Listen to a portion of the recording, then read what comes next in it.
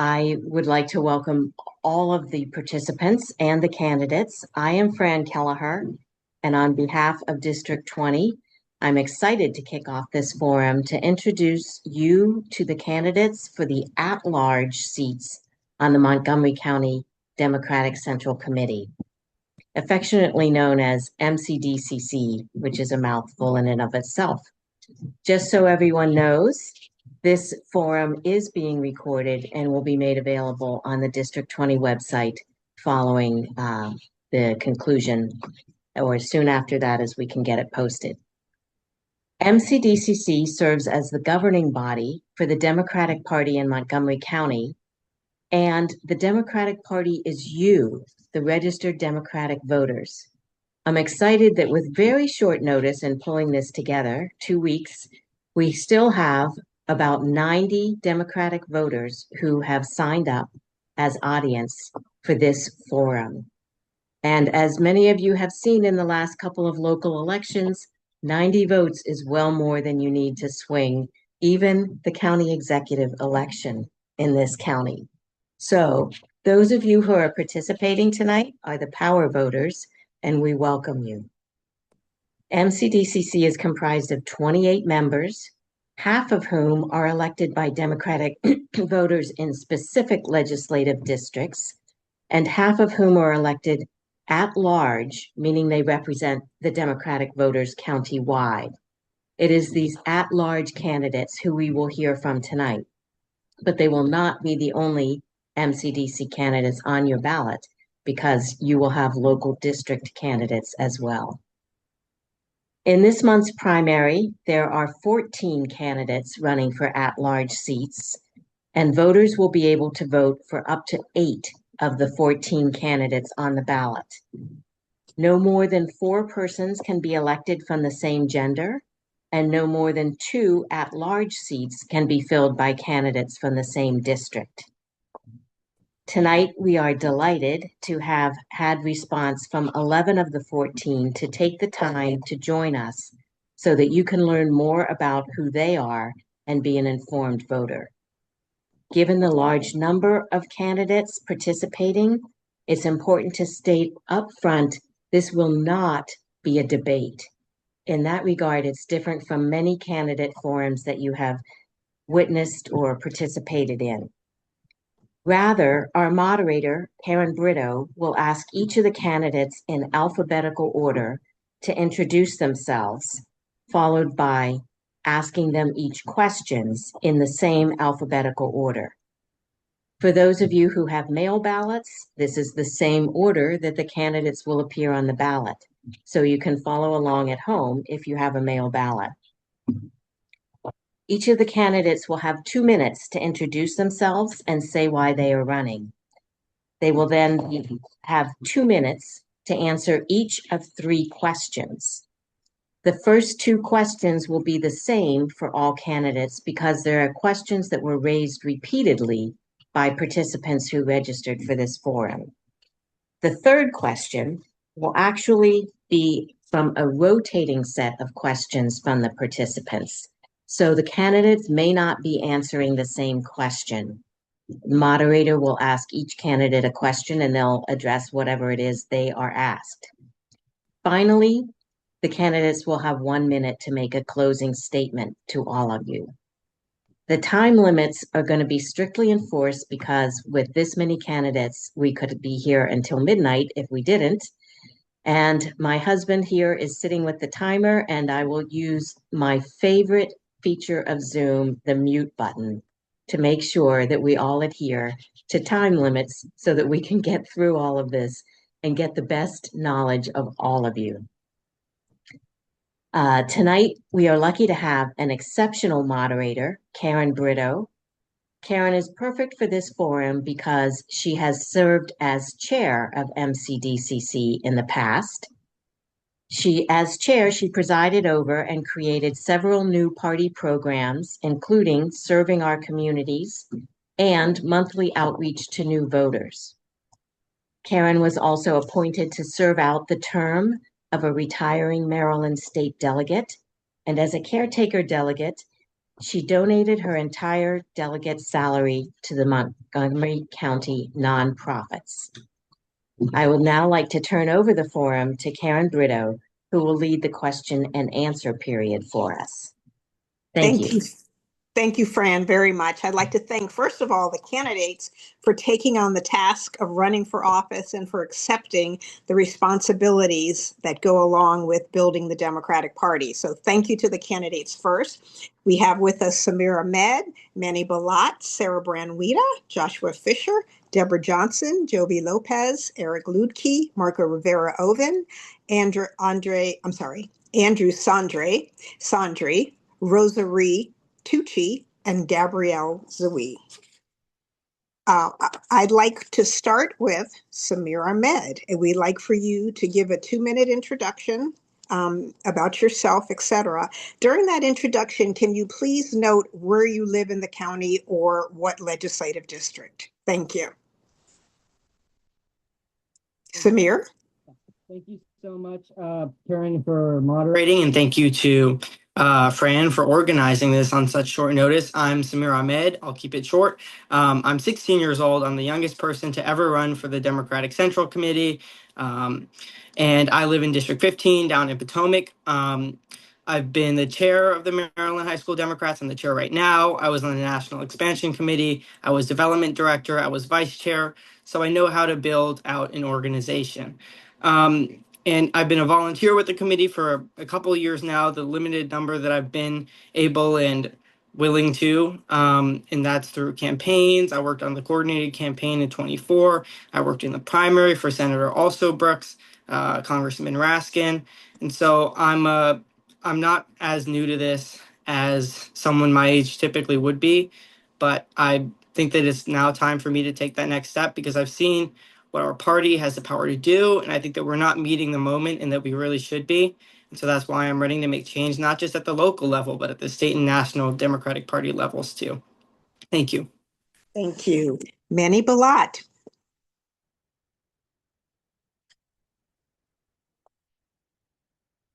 Do we have Manny Balat? I'm sorry, I'm on mute. I was talking all this time. Good evening, everyone. Thank you for for inviting me for this evening. I'm gonna be quick. So the reason, okay, I live in Chevy Chase, and I've been here for 5 years, going to 6. And the reason I'm voting because I was like I wanted a stronger Montgomery County because I live in District 20, and that's the reason I'm voting.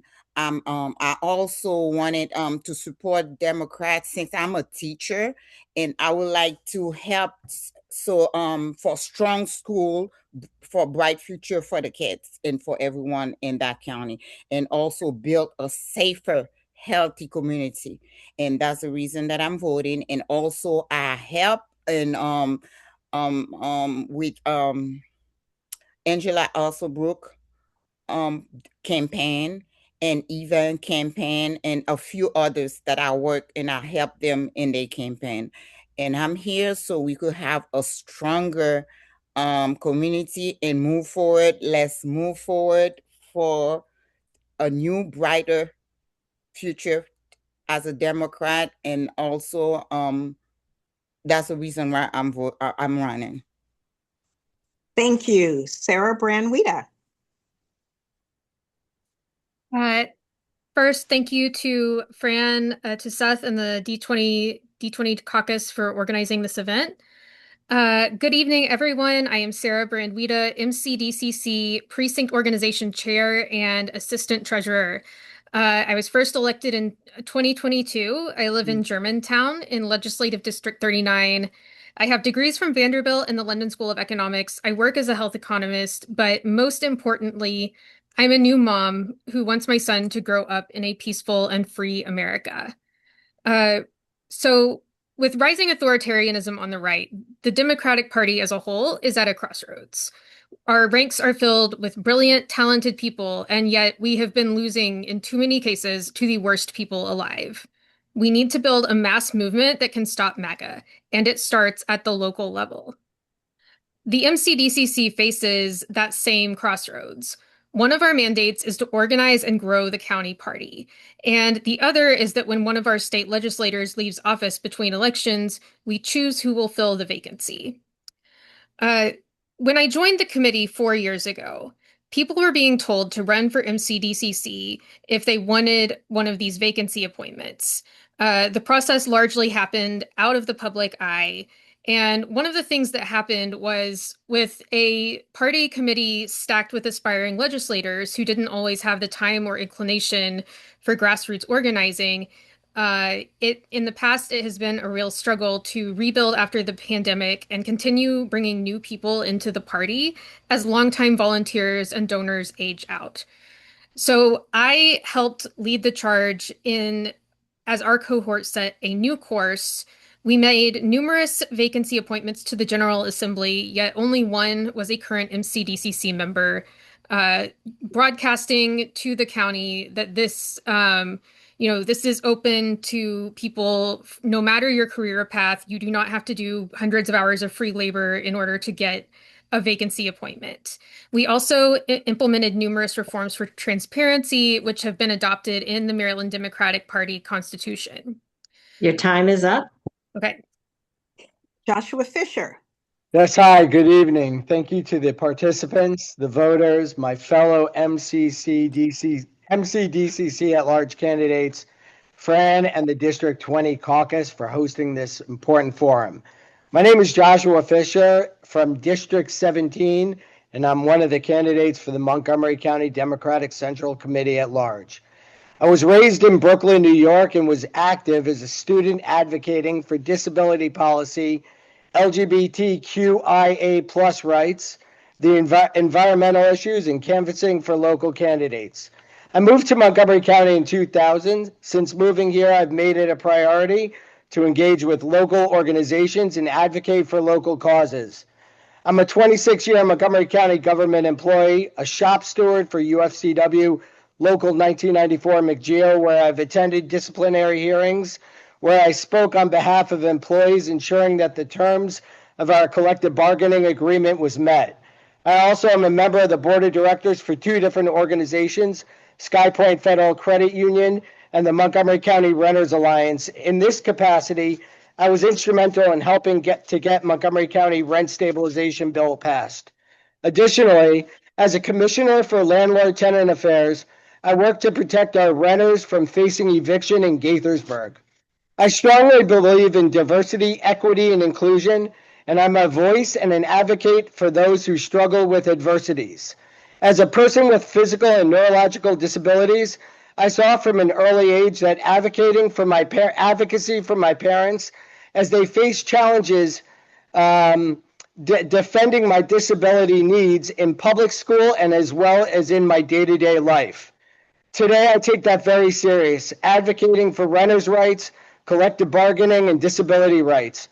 My vision joining the Montgomery County Democratic Central Committee is to increase voter registration and turnout. Your time is up.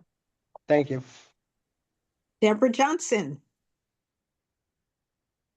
Deborah, you need to unmute yourself. Hi, good evening, everyone, and thank you for hosting the D20 Caucus. I am Deborah Johnson, and I am a resident of District 20. Thank you to all of our listeners tuning in, because as Fran mentioned in opening her remarks, that you all help make the decision and are keenly involved in politics, and politics is impacting our day-to-day lives, and being locally in tuned, aware, and in touch. That means that you are helping shape our community and the policies that move us forward. So I am running as a MCDCC at large, and I know with so many of the candidates on the call, it'll be hard to make the distinction as you continue to listen to this conversation. So let me give you two reasons why I am running, and hopefully I can say it within my time frame. One, I have always had an interest in being civically engaged as well as community service. So I grew up on the south side of Chicago with a mother who had me and my siblings on every Saturday morning serving food as well as giving out clothes. And so that marriage of civic engagement and community service has always been the crux of both my career and personal life. And so this to me is doing that service because at this time, as many of the candidates have already mentioned, that we are at a pivotal moment in our country and history will judge us in terms of how we responded and where we were on the side of responding. Because as I said, on Saturday mornings, we served food and clothing, but our family could have easily been on the other side of receiving that food and clothing. And so my role is to make sure that the Montgomery County community and the people whom we serve can hear how democratic policies are ensuring that they don't have to be on the other side of that receiving line. Thank you. Thank you. Jovi Lopez was next, but he may not be here because he's been very ill. So if Jovi isn't here, oh, he's here. Okay, Jovi. Hey there. Good evening, and thank you to Fran, Joe, Karen, Seth, and the entire D20 caucus, as well as everybody who's in attendance today. My name is Jovi Lopez Ramos, and for the past 10 years, I've invested most of my time ensuring that Democrats across the country win. I've had the privilege of serving for over 25 campaigns in 4 different states with many different responsibilities and duties.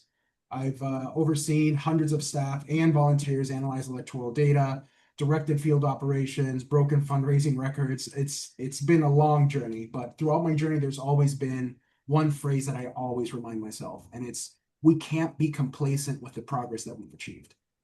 I was born and raised in Puerto Rico, and I know how it feels to be treated as a second-class citizen. Even though I was well over voting age, I wasn't able to cast my first eligible vote until 2008, which I proudly did for Barack Obama. That was because I decided to leave Puerto Rico and actually study in the States. 4 years later, I decided to volunteer my time with the campaign, and I have been working with traditionally disenfranchised communities to beat back all these regressive policies and out of touch, conservative candidates. I think that I bring a wealth of strategic knowledge to the table. I've worked on campaigns at almost every level, so from school board all the way up to county-wide coordinating campaigns to presidential races, including the statewide community organizing director for Angela Also Brooks and April McLean Delaney. I understand the intricacies of campaign planning, fundraising, voter outreach, but most importantly, I have the experience of implementing strategies that are already in motion. I want to engage new voters. I want our big tent party to grow. And with that, it's bringing people in and meeting people where they are. In conclusion, I want to leave you with a very, very important number, which is 180,018. That's how many votes Larry Hogan received in Montgomery County in 2018.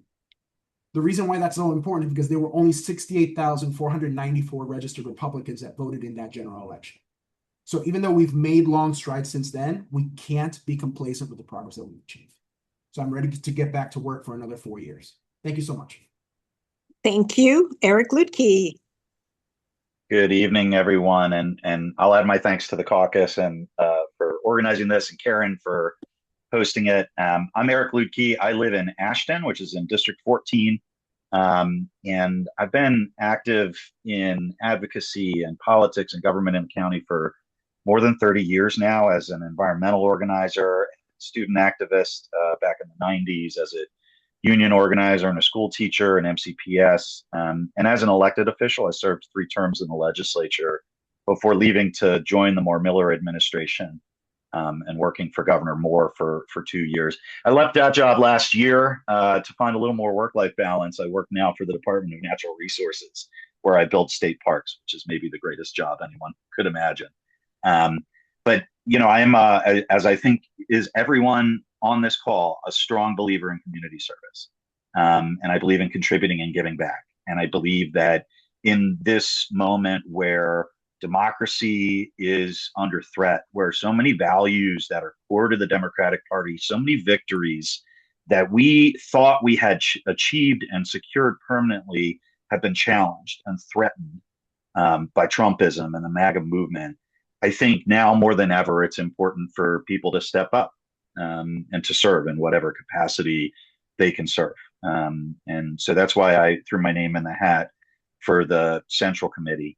I believe that politics is best conducted at a grassroots level. And I think that the power of the Democratic Party lies in its ability to organize people of incredible diversity, of a range of backgrounds, to stand up for the basic principles we share: freedom and equality and equal opportunity and democracy. And so I'd like to join the Central Committee and do what I can to support those values.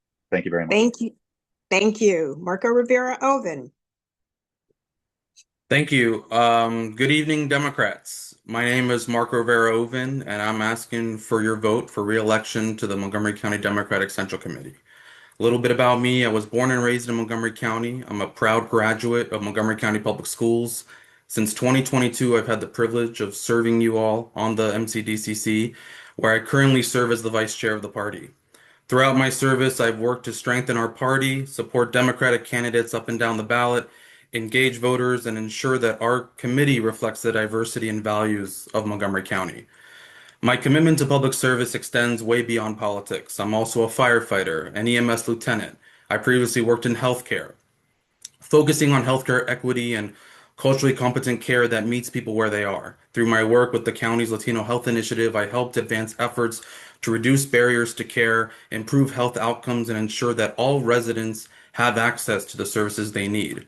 Recently, my wife Jackie and I purchased a home and moved to District 39 in Montgomery Village, where we're excited to continue building our future in the community we love and Up County, which I've always called home. In my day job, I serve as the Chief Operating Officer of the Up County Hub, an organization dedicated to connecting residents with the resources they need to thrive. The Hub has become a trusted community resource, helping families access food assistance, healthcare services, workforce development opportunities, and more. Montgomery County has given me so much, and I remain committed to giving back through service, leadership, and action. As Democrats, we know that strong communities are built through inclusion, opportunity, and access. Those are the values I will continue to bring to the MCDCC. I would be honored to continue serving you, and I look forward to the discussion. Thank you. Thank you. Andrew Sondry. All right. Thank you so much, Karen. And thank you, Seth and Fran, for organizing, and for the District 20 Caucus for hosting. Really appreciate you pulling this all together. Hi, everyone. My name is Andrew Sondry. I'm from the Germantown part of District 15, also a son of the Up County, so yay, Up County. But I'm currently an at-large member, so I represent all parts of the county, and I love attending events and spending a lot of time with friends who I have down county as well. It's a beautiful county. I'm wrapping up my first full term on this committee, during which I've served as your treasurer and now your secretary. And I've been proud to work alongside this team to make a party that's more active and engaged in this community. We've spent the last couple of years canvassing lots of doors I've been in and out of state. I've filed complex campaign finance reports, which is never very fun, but an important thing to do, and volunteering at countless events, listening tours, and fundraisers. But there's still a lot of work left to do. I originally ran for the Central Committee because a lot of my friends and family members who vote for Democrats every 4 years have become disillusioned with the Democratic Party and with our political institutions as a whole. If we want people to become Democrats, we need to show them that they have a home in our party, that our party listens to them, and that we actually do the things that we promise to do. And we're leading here at the local level, and I think we can continue to do that by doing a couple of things. We need to be present at all of the community events across the county, even in off years, knocking on doors, not just to sell candidates, but to ask residents about the issues that matter most to them and craft an agenda that addresses their most pressing needs. And building out a low-dollar fundraising apparatus, as well as canvassing in swing states and districts, and recruiting a full array of precinct officials and regular volunteers. I hope you'll consider voting for me. I've been working on these things. I know a lot of us have been working together on these things. I'm way, way down at the bottom of your ballot. I appreciate your time. Thank you so much. Thank you. Rosary Tucci. Great, thank you. Yes, my name on the ballot is Rosary Tucci. I go by Ro, and I'm honored to be here to talk with all of you today. I'm going to tell you a little bit about myself. I cut my teeth in the New York State politics and government arena 20 years ago. But when Barack Obama came on the scene, I jumped in my red Toyota Tercel and became an Obama Fellow for him back in 2007 and never looked back. I've been on every presidential campaign in major states like Ohio, Pennsylvania, Virginia, ever since. And I've done voter registration, helped develop precinct captains, house parties, super volunteers, hosting phone banks, text banks, canvassing, and I've loved the field work. All the time, my colleagues would be like, let's go make policy. And I said, nope, I'm going to knock on doors. Until this day, every election season, I'm knocking on doors. There's nothing more important than talking to voters face to face. I moved to Montgomery County about 5 years ago, and I jumped right in. I became the co-PTA president, Girl Scouts troop leader, active in the Civic Association, and have done trainings with Civic Action for the last number of years. As my day job, I'm actually a democracy specialist. I worked at USAID and U.S. Institute of Peace, now both, which have been dismantled. But now I currently work in U.S. democracy, and I'm the vice president for civic engagement. And that was my specialty in democracy. It was engaging communities and bringing them into the democratic process, building transparency, accountability, inclusion into the system. And so I want to do that here in Montgomery County, help to expand and deepen outreach, build grassroots infrastructure, and modernize how we communicate and organize with the voters. And not just days before election time, but all throughout the year. And I look forward to talking more about that. It's a tough environment we are in. I worked in autocratic countries for the last 15 years on democratic backsliding. Those trends we are seeing here in the U.S. We are pushing back at the federal level against the MAGA Act, the SAVE Act, DHS Your time is funding. up. Thank you. Look forward to doing it here. Thank you, Gabrielle Zui. Thank you so much, District 20, for hosting us. My name is Gabrielle Zui, and I live in District 17, where I've been a Rockville Human Rights Commissioner for the past 7 years and on the Montgomery County Committee Against Hate Violence for 5 years. And I've worked on and volunteered with local campaigns and disability justice and mutual aid organizing, so I know how to get people to not only show up to an event or show up to the polls, but really show up for each other. We have a lot of great candidates here, and I'm running for similar reasons: to increase transparency in the MCDCC, to get more robust input and involvement from the community in both vacancy nominations and other decision making, and to help Democrats truly earn the votes of MoCo voters. A phrase that's been used across movements is "nothing about us without us," and I aim to make that statement true for every community represented by the Democratic Party leadership. I've lived in Montgomery County for more than 20 years. Briefly, we moved to Frederick County when both of my parents were laid off in the same year. And we, found our way back. And now my parents are both educators here at Montgomery College, MCBS. And yeah, I'm excited to bring my experience in progressive and proactive organizing to the MCDCC. Thank you very much. Thank you to all the candidates. Great introductions. Fran Kelleher mentioned that several questions were submitted by the participants, but 2 questions were submitted by several participants. So we will ask each of you those 2 questions. And we'll start with Manny Balat for the first one. Are you willing to support legislation or a constitutional amendment requiring special elections when a legislative vacancy comes open? Why or why not? Manny Balat. You need to unmute yourself. I'm sorry. I keep talking all the time and I'm on mute. I'm so sorry about that.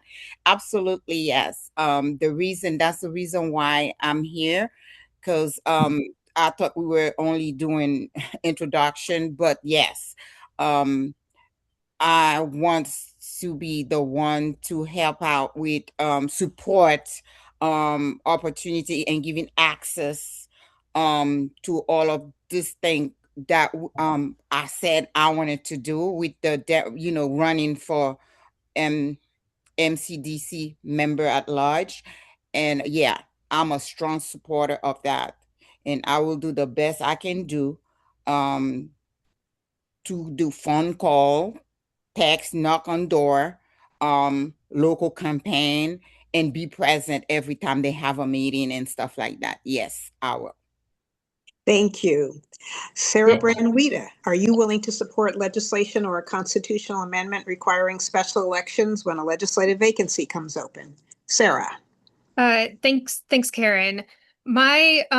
So personally, I do support special elections that are held at the same time as the presidential elections, because that could increase public participation in filling these vacancies. But the MCDCC is not the body that's ultimately going to make that decision. That's down to the voters, and it's down to the General Assembly.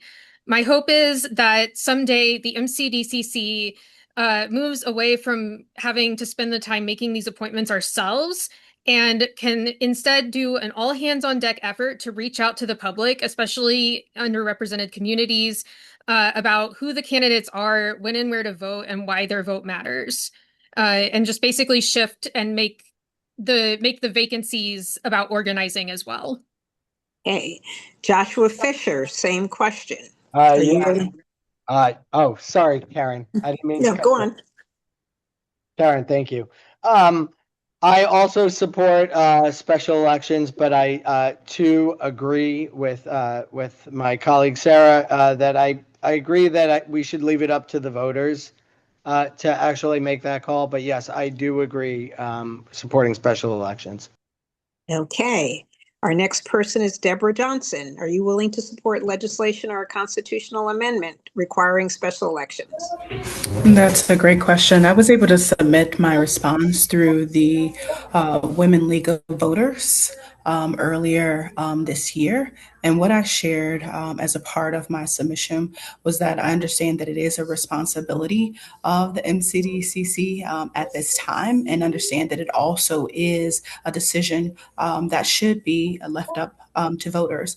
Understanding that that is a responsibility as having been appointed to the Central Committee. That is a part of the process at this time, but understanding that this is a discussion and a long-term solution that needs to come about, and it should be left with the voters. Hey, Jovi Lopez, are you willing to support legislation or a constitutional amendment requiring special elections? Why or why not? Absolutely. I support HB 50, Delegate Foley's bill. I think that I come from it from a different perspective as a campaign in other states where I've seen that special elections is usually when we see Republicans being able to take over heavily Democratic seats just because of the low turnout. Special elections have three main problems. One is the financing aspect of it. It generally benefits people who have very large means or are self-funders. The other part is the turnout itself. It's not really representative of the communities. And thirdly, it definitely does not benefit communities of color. So it's very it's very lopsided in that regard. So I definitely support having special elections in the next available election, and then appointments until then. Thank you. Eric Ludke. Are you willing to support legislation or constitutional amendments? Excuse me. Sorry, Eric. Oh, no, it's fine. It took me a second to find the unmute button. That was my fault. Okay. Yes, absolutely. And I have in the past. I think, an important thing I want to note in this debate, I support special elections, but I also understand why some folks don't. And it's not rooted in party power. It's rooted in something I think people forget, that there was a time in Maryland politics where pretty much everyone in the state legislature looked like me. And for 2 or 3 decades, including the time, Karen, when you served as chair of the Central Committee, special appointments through the Central Committees was the primary way of diversifying public service in the legislature. And so it's one of the reasons we have the largest Black caucus in America. It's one of the reasons that a majority of members of the House of Delegates are women. It's one of the reasons that an Afro-Latina is Speaker of the House right now. And so that was a really important thing to do. That was a really important moment in time. But also, Maryland's done a very good job in empowering female voters and minority voters in all of our communities. And I think the time has come for us to, remove this responsibility from central committees and leave it up to the voter. Thank you. Marco Rivera Oven. Yeah. You don't need to. I know the question. Thank you, Karen. I appreciate it. Okay. But yes, as everybody else said, I think one of my colleagues currently with me, I support Delegate Foley's bill as well. Um, and what Eric was just saying is very true. You know, recently we had a lot of appointments with Governor Moore years ago, and we did appoint majority minorities to the House of Delegates. So that is a very big thing for me, just from my background being a Hispanic Latino American, and just ensuring that the communities of color are well represented, but also that they're well informed. But special elections do strengthen democratic participation, accountability, public trust, and it allows constituents to choose who represents them. But at the end of the day, it's up to the voters and it's up to the General Assembly. But that is my take on it. I appreciate the question, though. I know it's a very big topic. Thank you. Andrew Sondry. Thank you so much for the question. And I agree with all of my friends and colleagues here on this call. In fact, I've testified for the bill, the Foley bill, which was previously the Moon bill. David Moon was the sponsor of it a couple of terms ago, and it goes all the way back. Jamie Raskin, when he was a member of the state Senate, was the sponsor of this legislation. I've testified in writing twice in front of the General Assembly. I agree with the proposal to have a special election concurrent with the upcoming presidential election. I think it's the best way to increase accountability and oversight from the voters over choices, and also return power into their hands. But I also want to jump back to something that Sarah said at the beginning of the cycle about the role of the Central Committee should be to be organizing in the community and bringing folks out.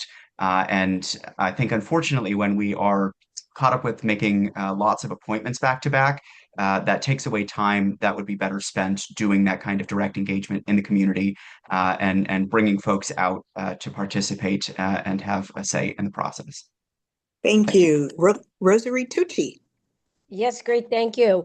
Yeah, as a democracy specialist, democracy works best when voters have the opportunity to choose their representatives directly, point blank. Really, we have to move towards special elections when feasible so the community has a direct voice in who they represent. We have a huge trust deficit in this country. People do not feel like they have a choice, and we have a real opportunity at the local level to model how we strengthen that trust and legitimacy in our system. So I actually think this is a great opportunity for us to help our politicians understand how we can fix the system. Jovi, you mentioned a lot of reasons why the system is not working. The elections are flooded with money, turnout is low, certain communities are benefited over others. We have an opportunity to focus on tackling those issues so that the special elections can be fair and that we have more voter turnout. And as Andrew and Sarah said, that's what we should get cracking at. We should get those turnout numbers up. And we need to really focus on those aspects of it so we can build democratic resilience that this country desperately needs. And so I'm actually really excited to work with MCDCC on this. Thank you. Gabrielle Zui, are you willing to support legislation or a constitutional amendment requiring special elections? Why or why not?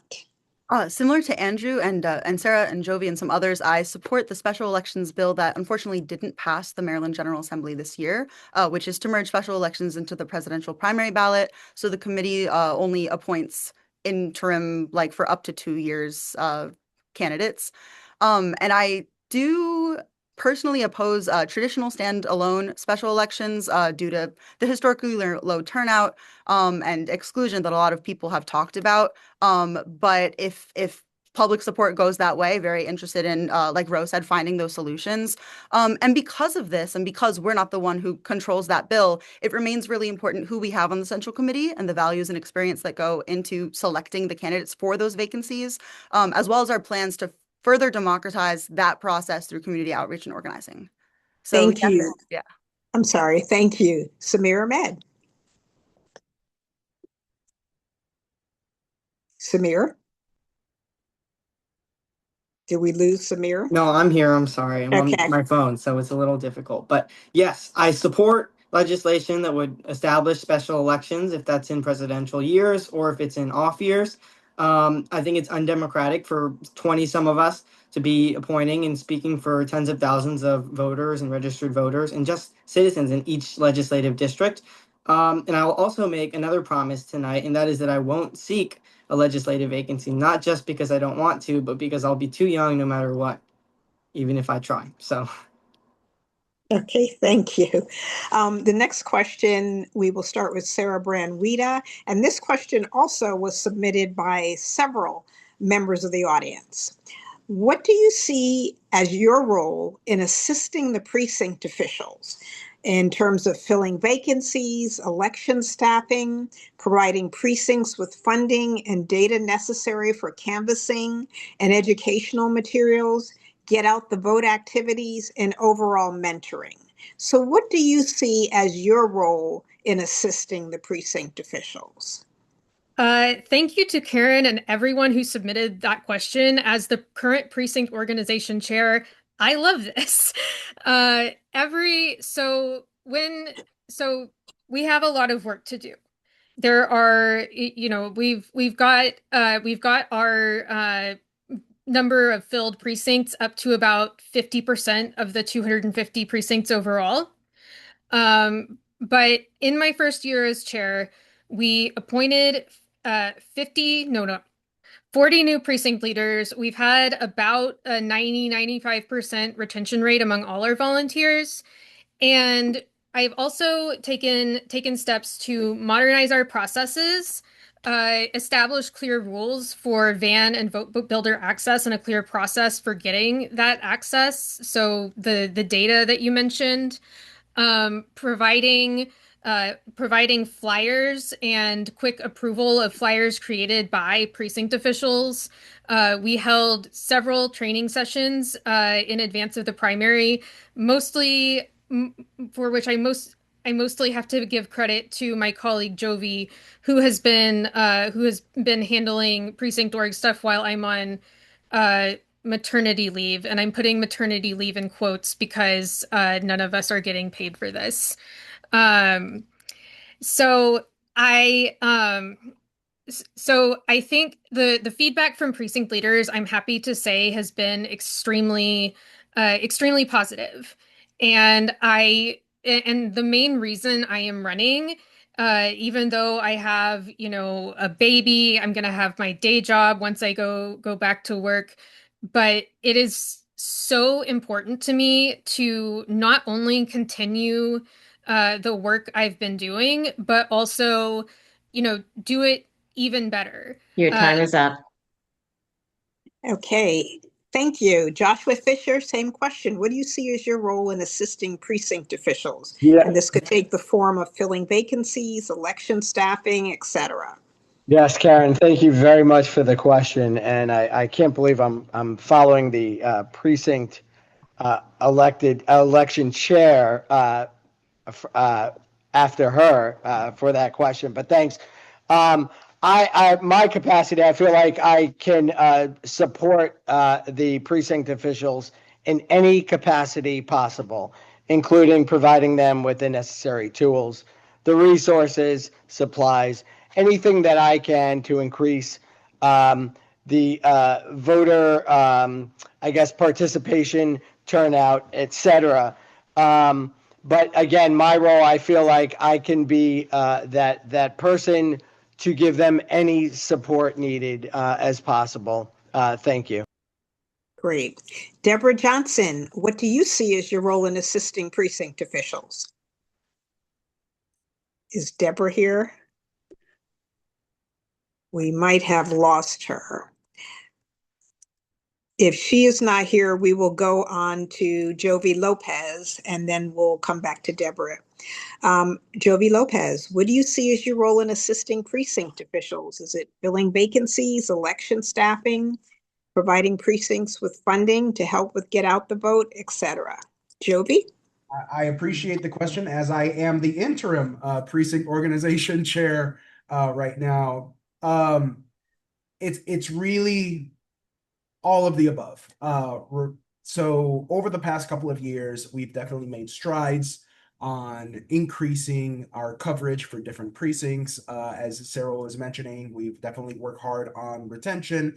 We've worked hard on doing trainings. I think that we've almost tripled the number of trainings that we do now. Just like not only the voter database trainings, but just recently I spearheaded the polling location training, and we want to continue doing this because one thing about Montgomery County, the one thing, and this goes back to what I was talking about, is that we can't really take for granted the progress that we've done, is that we need to make sure that the precinct leaders have everything that they need so that they can in turn be the leader in their own communities. Nobody knows their communities better than the people that actually live there. And it needs to, like, I'd say for the last decade or so, like, we've been progressively improving our relations with precinct leaders, but it's definitely been a lot more top down. And since I think that we're in a position now where it's starting to become bottom up, we want precinct leaders to feel empowered, feel trained, feel well informed, and feel that they have the capacity to be able to organize their own precincts and develop leaders from within. There's always this phrase that they say in campaign organizing, which is you want to organize yourself out of a job. And that's kind of the way that we want to do it. We want to make sure that we're teaching people on how to organize their own communities so that we build that capacity and we don't have a Larry Hogan ever again. Thank you. Eric Lutke. Here. I think this was a setup letting Sarah go first. Look, long before I did anything else in Democratic politics, I was a precinct chair. I think a lot of us got our start in party politics that way. I think you got to confront the reality that it's not the easiest thing in the world to do. I mean, I remember one particular congressional special election that was conducted entirely in a snowstorm, and having to stand out by the party table and greet the very few voters that were coming to the polls. It's not always easy. And the folks that do it put a lot of time and energy into it, and they do it because they care. But that makes recruitment and retention really hard. It's a hard pitch to make to somebody. And I think one of the things the current Central Committee and Sarah and the other folks who've been involved with it have been really successful at is making more of the precinct officials feel like, they are a core part of the party, right? Like that they're part of something bigger. It's not just about showing up twice a year, every 2 years and setting up a table. It's about helping to organize, for democracy and for our values. And I think that work clearly needs to continue. I think the one thing that I think is really important that we need to call out is there's places where in Montgomery County, to the extent we have trouble anywhere, it's up county. It's in places like 14 where I live, or 15 or 39. And those are the places where we have the hardest time finding precinct officials. And I think that has been a focus, but it needs to continue to be a strong focus for the Central Committee. Thank you. Marco Rivera Oben, what do you see as your role in assisting precinct officials?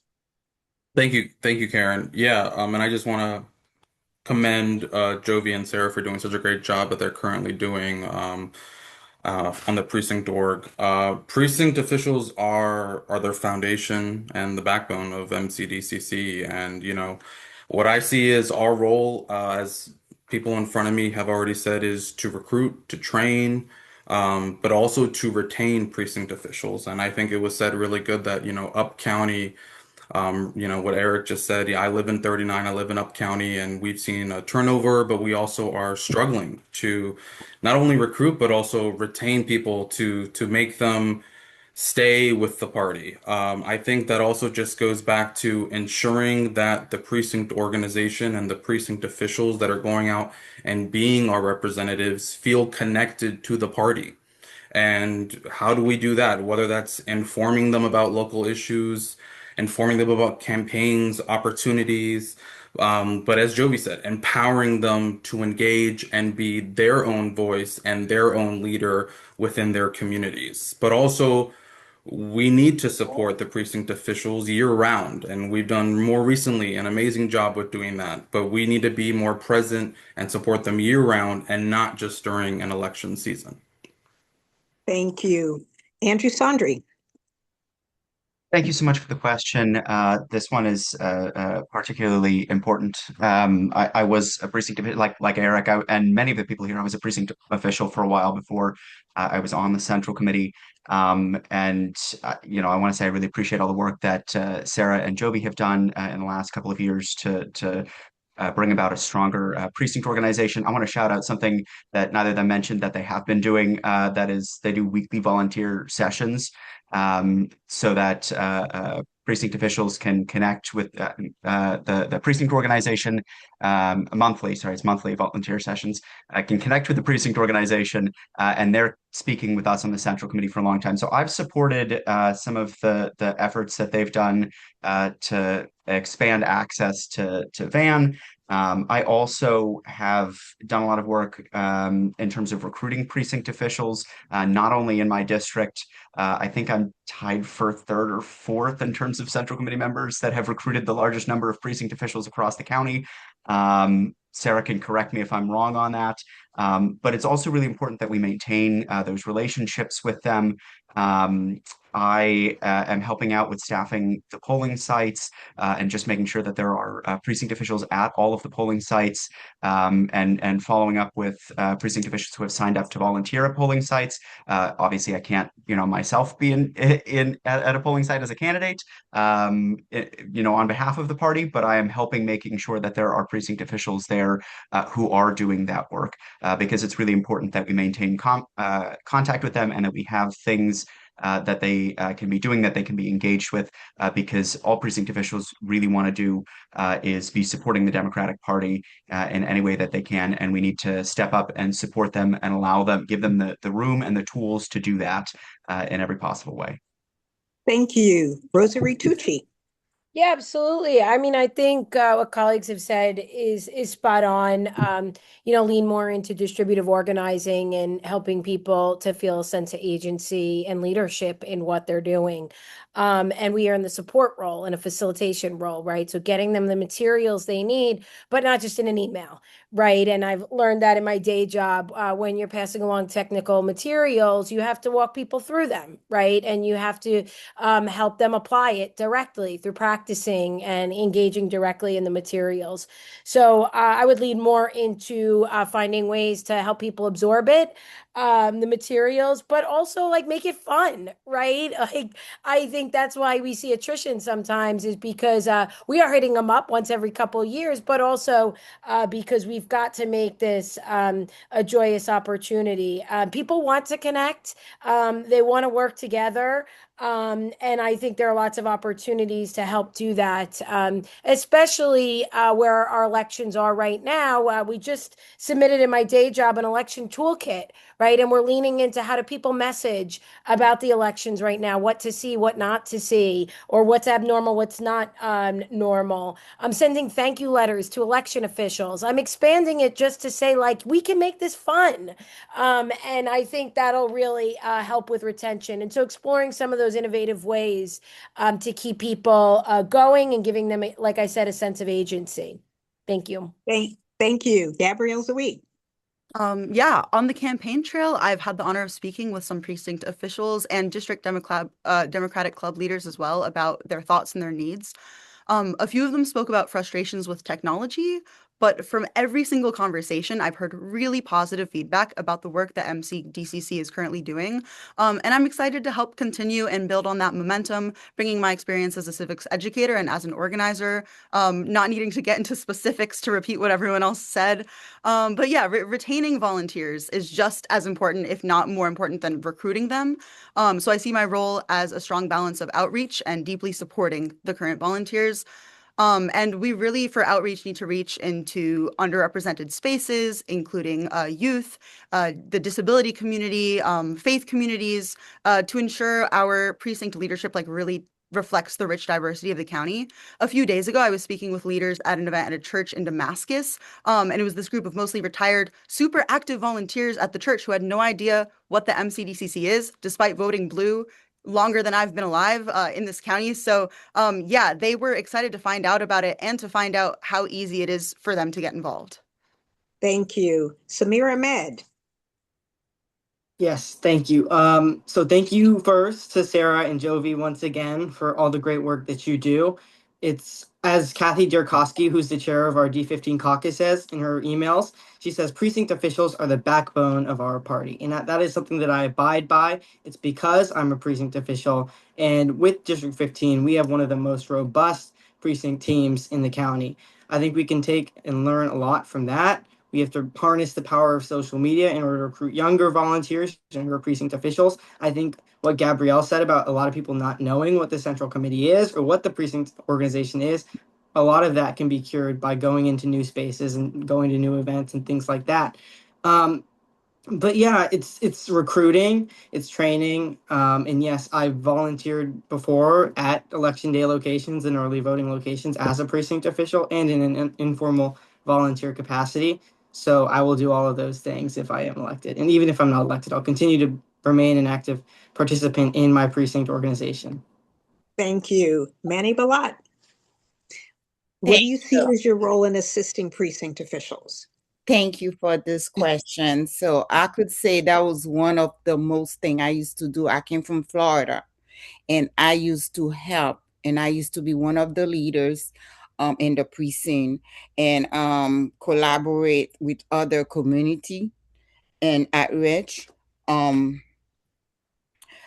public safety, and also communicate information clearly to residents and voters. Organize, we used to organize event and meeting and outreach effort for all the supporter, all the voter, and also keeping record in administrative work, and also helping coordinate volunteer and community members serving. Sometimes we used to go to um some communities where they have the elderly, like and go and teach them about these things, about serving, how to contact or between the precinct and the public relationship with the voter. And I also used to identify local concern or bringing them to the attention to the precinct. Sometimes I used to even, because it was old school, where we used to bring the old machine, because we didn't have the thing that we have now. We used to have the old paper where you have to put it in the machine. And sometimes when we train those people who work in the precinct, and I used to go and drop all this machine to different location, and I used to be the person to do that. And it was very, rewarding when I do that. And that's why when I moved down here and I continue doing that, I work in the precinct. The fact now I'm voting, I'm not serving in any capacity in any precinct because I am in the ballot, but I normally do that. Yes. Thank you. I just want to ask, has Deborah Johnson returned? If not, we'll go on to the next question. Since we're talking about precinct officials here, this is a yes or no answer, and we'll start with Joshua Fisher. Joshua Fisher, have you ever served as a precinct official? Feel free to say yes or no. Yes. Okay. And Deborah Johnson's not here. Jovi Lopez, have you ever served as a precinct official? Not in Maryland. I was a precinct official in Florida and a precinct official in Houston. Thank you. Eric Ludke, have you ever served as a precinct official? Yes. Okay. Marco Rivera Oven, have you ever served as a precinct official? No. Okay. And Andrew Sandri, have you ever served as a precinct official? Yes. Okay. Rosary Tucci, have you ever served as a precinct official? Not in Maryland. I led several precinct captains in Virginia and Ohio. Okay. Gabrielle Zouy, have you ever served as a precinct official? No, I have not. Okay. Samir Ahmed, have you ever served as a precinct official? Yes. Okay. And Manny Balat, have you ever served as a precinct official? Yes, ma'am. Yeah, in Florida and also as well here. Okay. And Sarah Branwita, have you ever served as a precinct official? You're on mute, Sarah. Yeah, sorry. I have not. I do want to say Deborah Johnson has been a precinct official in District 20. Okay. So 20, yes. Okay. And for anyone who said I've been a precinct official in Florida or Ohio or anywhere, that does count. Yes, you have been a precinct official. So that's great. Now, the next the next set of questions came from the audience, and they will be questions on different subjects. And we will start with, since Deborah is not here, we'll start with Jovi Lopez. What qualifies you for this job, and what skills are you bringing to the MCDCC? Listen, I've committed over 12 years to just getting Democrats to win. I am currently working on my 31st campaign right now. I know how campaigns are won. I know how campaigns work. I know how Democrats are able to win. I understand communities. I am fully bilingual, so I do a lot of community outreach within the Latino communities. But I think most importantly, I understand what community means to people.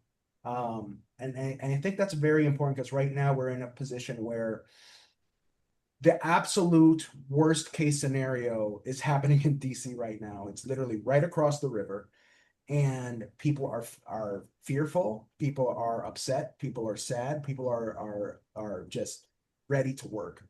And we need to be able to leverage that to be able to build up our party. And I know how to be able to do that and how to be able to do that type of outreach. I bring experience, I bring organizing experience, I bring fundraising experience, and I bring strategic experience. But most importantly, I bring the will to be able to do the work, which, it's not it's not something that is as strong.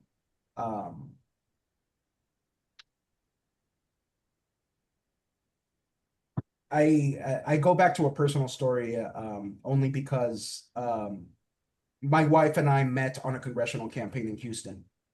And it's I apologize, but it's a very personal story. My wife and I met on a campaign in Houston. And when the pandemic started, we decided to start a family, but we didn't want to stay in Houston just because of all the craziness. So we decided to move up to Maryland. When she suffered miscarriage, that I just think. Your time is up. Would I be able to finish that thought? You may finish your sentence. I thank God that we moved to Maryland because she might not be here if we still lived in Texas. And it's really, really, that's a love that I have for this state.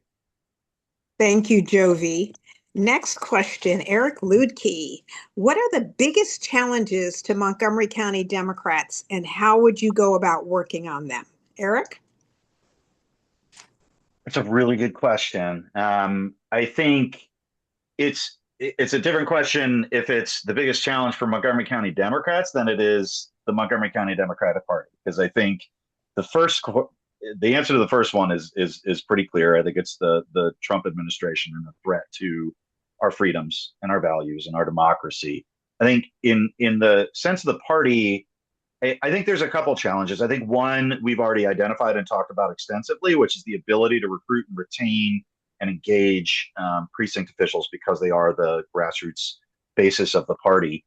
But I'd also add to that fundraising.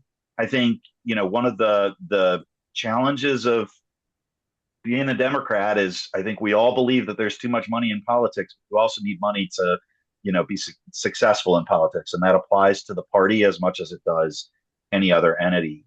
So the ability to raise the funds we need to support our organizers, to support the precinct organization, to fund the sample ballot, all the work that needs to happen in the party, I think it remains one of our biggest challenges. And it's a challenge because there aren't many Republicans winning elections in Montgomery County. So it's hard to get political donors to donate to the Montgomery County Democratic Central Committee, to our party, as opposed to the Frederick Party or the Anne Arundel Party or other county parties in the state. And I think you overcome that by sort of actively building out the value. You make the case to people that are willing to give in the political sphere that we're a value add, and that value add is through that grassroots organization, strong precinct organization, the ability to turn people out in the gubernatorial elections, the statewide elections. And so I think I'll cut myself off there because I'm at 2 minutes. Beat you to it, Fran. Thank you, Eric. The next submitted question goes to Marco Rivera Oven. What changes should the MCDCC try to effect when it comes to influencing the Maryland Democratic Party? I mean, how can you influence the Maryland Democratic Party in terms of access to resources and funds, access to their field staff, access to their voter file for your volunteers? I'm loving these rapid fire questions. Thank you, Karen. And thank you for the question, whoever asked it. I think it's a great question. I think we've talked about it recently.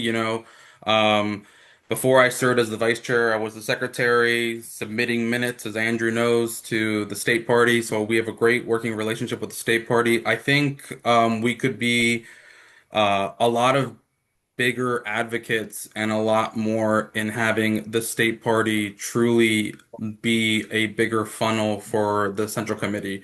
There's a lot of talk and saying that, we can't do this, we can't do that because the state party is not telling us to. But I think it's really on us as leaders, as representatives for the local party to really be that leader and work with the state party and get resources, whether that's working with them for funding or using them during election cycles for the coordinated campaign, which some of my colleagues even participated in.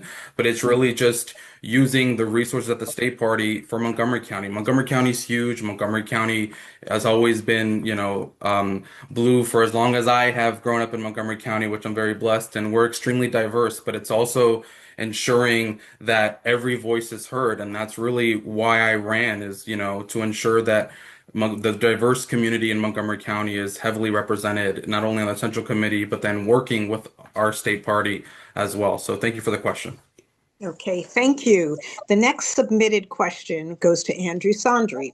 Describe what you understand to be the main tasks of the MCDCC, including the most important part of the job. Andrew? That is an excellent question, particularly because we do so much. I think in general, our role is to organize Democrats and win elections for Democrats. And as broad as that sounds, it includes a lot of little things under it. So all of our work is geared around electing Democrats, which fortunately we've done a very good job of in Montgomery County. But we do have a swing district in the 6th congressional district and the 9th state legislative district that we still have to send people out to knock doors on. And we have ballot questions. The Republicans get ballot questions on our state and local ballot almost every cycle. And frequently they win. And so if we want to advance progressive causes and the Democratic agenda, we need to have precinct officials active and engaged at all of our polling sites. We need to have the funding to do an official Democratic sample ballot, which requires that we have a broad fundraising base. We need to have events in communities so that we build trust where we too frequently lack trust. And we need people to see us and see what we're standing on. And so that requires us to be in a million different places. We lost you, Andrew. Am I missing You're any back. of the beats to the oh, did I lose connection? Yes. You're back. You're back. Okay. Oh, well, glad to be back. Sorry, I don't know when I cut off. I've just been talking here. I've basically been saying that the party has a lot of roles. In order to elect Democrats, we need to be in communities. We need to knock a lot of doors. We need to have a broad fundraising base so that we can support a sample ballot and have organizing staff in the office. And we need to build trust in communities, which requires us to be speaking with people all year round. Thank you. Thank you. The next submitted question goes to Rosary Tucci, and it's along those same lines. If you could reimagine an MCDCC where you have unlimited funds and unlimited resources, unlimited people, unlimited time, what project would you take on? And what level of paid staffing would you have, and for what roles? Yeah, thank you. That is a lovely world. I would focus on the grassroots infrastructure. I think that we've lost a lot of that ground game through the years, and it's led to I would say maybe also a disconnect between the local organizing, and we talked about the state party and the DNC. And I think that if we've got more infrastructure and more grassroots and more deeper connection to everyday people, we can filter that up to the state and national Democratic Party and let them know this is how the people are feeling and experiencing life. And I think the messages will resonate and we will be able to rebuild trust with the American people with a sense of authenticity that I think people are hungry for. And that you need a grassroots infrastructure to do that. I think it was Gabrielle at one point had talked about, a movement, a democracy movement. And that's what I think we have the ability to build at the local level through this grassroots infrastructure. And so I would put a lot of the money towards organizers. Round the clock, a couple of people had said not just election season, but throughout the year, and help support our precinct captains with the resources and tools and data that we all spoke about. That all costs money, and it costs staff. So that's where I would put a good portion of the resources, because people power, it's what I do in my day job, really does influence and change systems. And I think that's what we need is to change the system from the bottom up. And so that's where I would put the most amount of resources and funding. Thank you.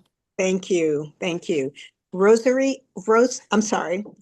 Zawi, your question is, as an MCDCC member, you get to review the ballot questions and recommend the positions that could end up on the ballot after the precinct officials review them. How would you make every effort to seek voter input before crafting those positions on the ballot initiatives? And that's a very large task of the MCDCC. Yeah, that's a large task, a large question. I guess it would have to be a multi-step process. I would probably start by looking to the organizations that people know and trust and spend their money donating to, volunteering with, organizations that people trust for endorsements, like the Apple ballot with the MCEA or CASA in Action, other organizations that aren't even necessarily Democratic Party all the time, but that, people trust because they are really deeply engaged in the issues that they focus on. And so it really depends on what what the ballot measure question is. But depending on what it's about and what it impacts, really looking to, before anything else, the experts on those matters. And then in addition to that, of course, seeking input from the broader community as a whole. I think there's a lot that we can do with our currently existing van infrastructure on the MCDCC in order to reach people for a poll or for I don't know, like sending a link to a Zoom. There are many things that we can do with this information besides renting out the information to candidates when they go knock doors. I think that is one of many of the ways we already talked about with community engagement. One other way to really reach people who might not be at these events or at these other things where we're reaching the community. Okay, thank you. Samir Ahmed, another submitted question. Every local party struggles to generate volunteers. If you have to attract volunteers to local canvases, what activities would you undertake? Would you ask local elected officials to lead the effort? Would you organize a block party? What activities or attractions would you utilize to increase your volunteer turnout? Wow, that's a good question. So what I will say is that I've been a field organizer on multiple campaigns for this last cycle. And something that we did was we did a lot of youth kickoffs. And so what that entails is games and mixers and shakers and yeah. So, and I think a big thing too is kind of advertising this on social media. And then also in relation to the youth kickoff, when we talk about icebreakers, and then we recently organized another canvas kickoff that we had about 30 or 40 people at, and that's because the candidate was there. And if you see the candidate that you're knocking for and you get to hear it from them, I think that's the most important part about canvassing. And so I think that's a big thing. And then I think identity-based canvases too. You could attract people with food, or block parties are certainly a good idea. I think events that lead into canvases, like if you have a rally and then afterwards you're telling people, hi, I think, we're going to go out and canvas, you should join us. That's a big attraction. So that's something that I'd look at definitely. Okay, thank you. Manny Balat, regarding policy positions, do you think it is appropriate for the MCDCC to take policy positions? And positions could take the form of how we run our democracy. For example, supporting or opposing special elections and supporting public financing for county elections, or it could take the form of issue-related policies on subjects such as healthcare, immigration, etc. So do you think it is appropriate for the MCDCC to take policy positions? Manny Balat. Yes, thank you, Karen. And why you give me the hard question? So yeah, so everybody had it easy, but I have well, I think it's very important in that case, because taking that role, you need people who dedicated, who willing to do these things, and to hire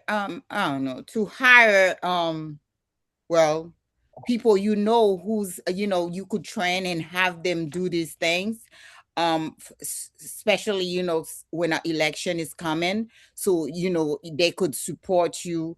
And in term of like I did for Angela also Brooke, and for various even past President Clinton, Obama, and stuff like that. I think the same thing if our county, the MCDCP, CC, could hire, a large kind of people to do those kind of job, to support Democrat value and opportunity and everything that we need to do to get everybody in the same accord and under the umbrella. So what we're working for, what we need to do for this election is not only, like everybody said, it's not only when it's election time. That's something you got to keep pushing, so you have everybody in the same movement to move together and stand for the same goal, what we're working for, and support, Okay, the Democrats. Thank you. The next submitted question goes to Sarah Brand-Wida. Do you think that MCDCC members should support candidates in primary elections, or should they be restricted from this? Now, some people say you can't stop activists from being activists, and others say, well, they'd like to see Central Committee members remain neutral. What is your personal opinion on this topic? So I agree with our current policy, and which is that we can support candidates in our personal capacities. But as Central Committee members, as the Democratic Party, everyone running is a Democrat. And so for the Democratic Party organization to put our thumb on the scale and say, oh, yes, we like this candidate, we don't like this candidate, that just creates unnecessary division, when there is so much we can do for candidates using our skills as individual people. Thank you. Joshua Fisher, what changes would you like to see in the qualifications criteria for the office of the MCDCC? There's another submitted question. Karen, I appreciate the question. The changes I would like to see more diversity, and I would like to see more equity. I would like to see more representation from everyone, no matter. Yes, I would like to see more representation from everyone. So equity and diversity. But yes, Karen, I would like to see, it's a great question. All of these have been fantastic questions. I would like to see more diversity among everyone represented on the MCDCC. Thank you. Now it's time for your 1 minute closing, and anything you can mention, anything that you feel that you didn't get to say earlier. So we will start our 1 minute closing with Jovi Lopez. Jovi, you're on mute. Yes, thank you so much. Thank you again to Fran, Joe, Karen, Seth, and the entire D20 caucus for putting this together. And I really hope that everybody that is watching today stays engaged and is active with the party. And to kind of complete my thought from what I previously mentioned, my whole point was that I'm a Democrat because the party's values directly aligns with my lived experience. I strongly believe in reproductive rights because my family lived through the tragedy of needing them. I believe in supporting the LGBTQ community because my uncle was a victim to the AIDS epidemic in the 80s. I believe in universal health care because my mom passed away from cancer due to not having access to preventive care. I believe in affordable and stabilized housing because I've been subjected to the unfair choice of an 18% increase on my rent or move outside my community. The bottom line is that I'm a Democrat through and through, and I'm going to keep on fighting to expand our party and to keep our communities blue so that, my 3-year-old and my soon-to-be baby girl in October can live in a place where they don't have to worry about. Your 1 minute is up. Thank you so much. Thank you. Eric Lutke, 1 minute closing. Thank you, Karen. Jamie Raskin has this great line where he talks about how Jacksonian Democrats referred to themselves as the democracy. I want to go back a little further than that. It wasn't until decades after the American Revolution that people started calling it the American Revolution. They called it the cause. And the reason they called it the cause was because they had this diverse set of colonies. People from Massachusetts to South Carolina lived very different lives, and they needed a unifying perspective. And that unifying perspective was the cause of individual liberty, freedom from tyranny. In the modern Democratic Party, that cause is protecting our democracy, protecting our individual liberties. And it's preventing the attacks we're seeing on democracy. And every elected office, every advocate has a role to play in doing that. And so I'm excited to hopefully serve on the MCDCC. I hope you've earned your vote. And let me add my thanks to Fran and the organizers for putting this on. Thank you. Marco Rivera Oven, 1 minute closing. Thank you. Thank you to the D20 caucus. Thank you, Fran, for organizing this. Thank you to the amazing Karen Britto for being our moderator. Montgomery County has truly shaped me for who I am, from my education to my current career here, giving back to the county, to the community now where me and my wife are building our future and our family. Serving on the MCDCC these past 4 years has been a privilege, an honor, and I truly remain committed to doing the hard work of organizing, engaging voters, and strengthening our Democratic Party. I would be grateful for your support, and I respectfully ask for your vote. Thank you. Thank you. Andrew Sondry, 1 minute closing. Thank you so much, as well, to all the organizers, to Fran, and to Karen Britto, who is a phenomenal chair of the Central Committee and is doing a phenomenal job moderating this. I also want to shout out thanks to Pam Luckett, who is the current chair of the Central Committee, who's here with us tonight and is doing a phenomenal job as well. And the District Caucus, Samir shouted them out earlier. I want to shout them out again. They have done a fantastic job organizing in that district where I'm from.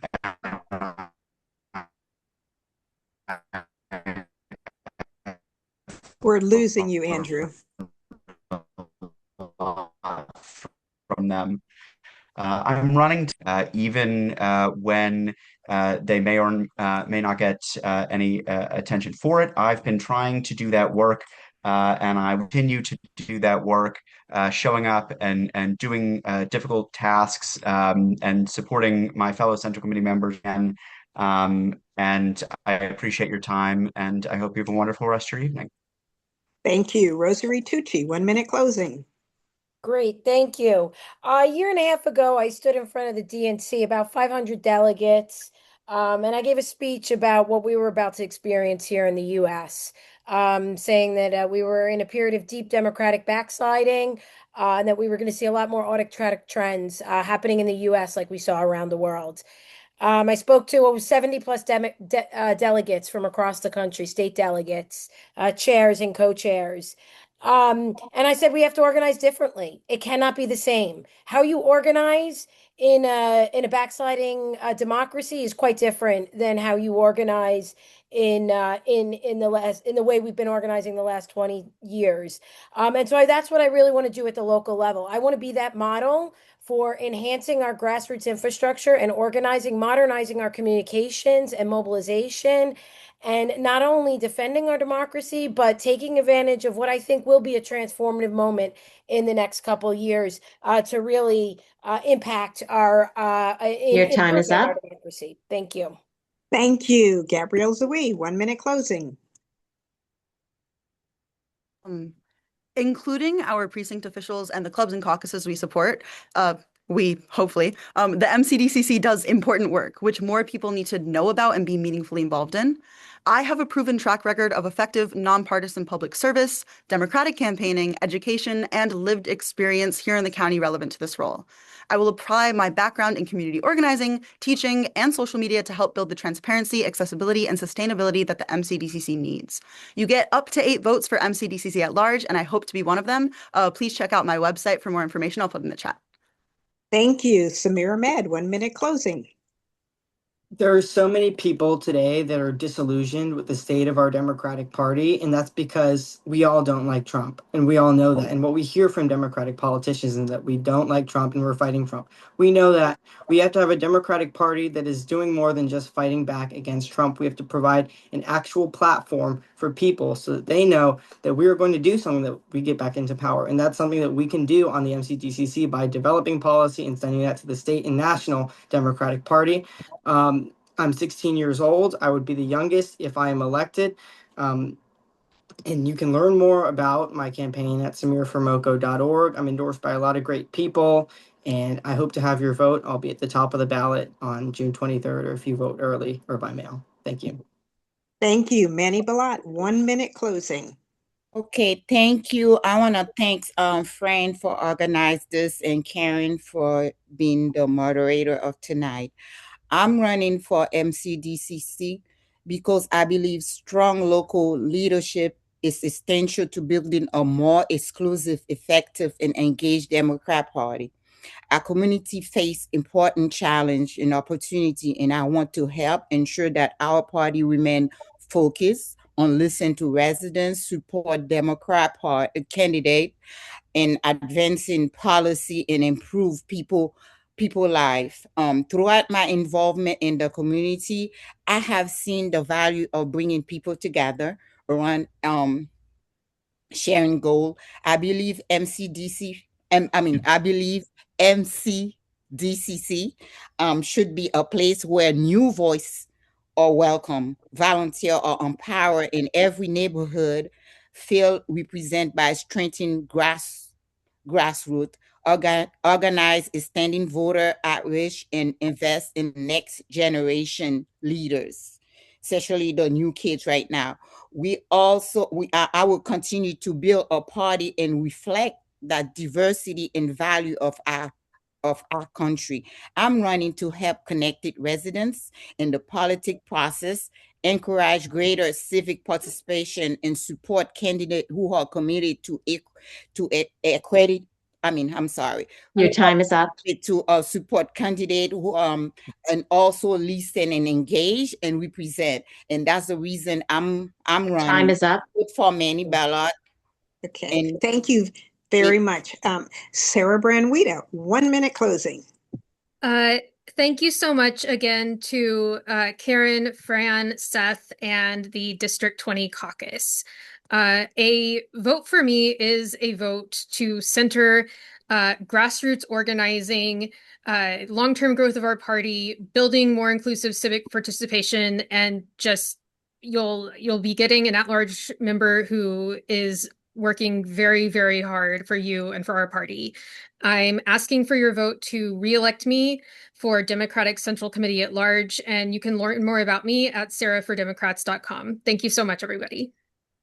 Joshua Fisher, 1 minute closing. I want to thank Fran and Karen, Seth, the District 20 caucus, my fellow MCDCC candidates, but most of all, the voters.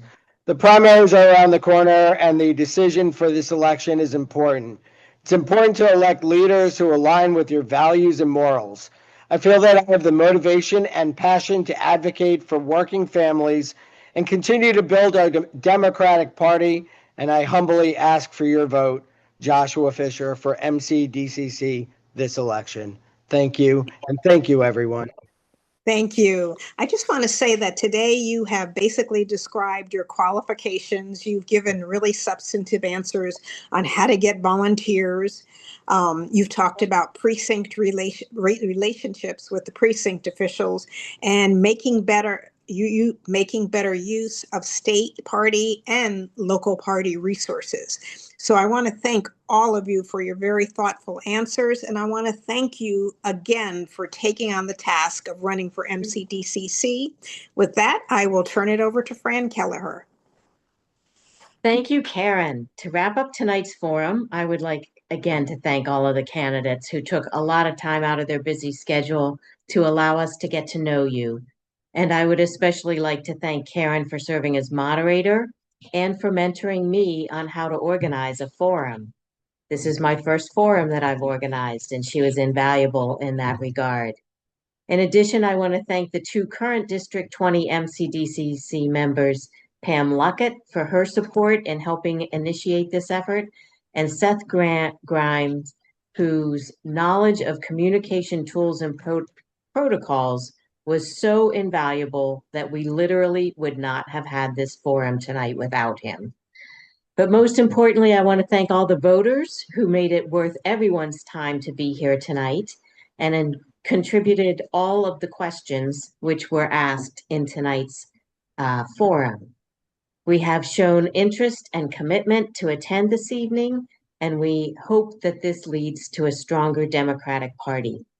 My last reminder is that the forum was recorded and will be available on the District 20 website if you have friends who were unable to attend and would like to get to know these candidates.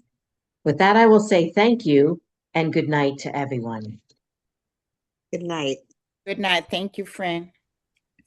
Thank you, everyone. Thank you, everyone. Thank Have a nice you. evening. Thanks, everyone. Thank you. Thank you. Good night. Bye-bye.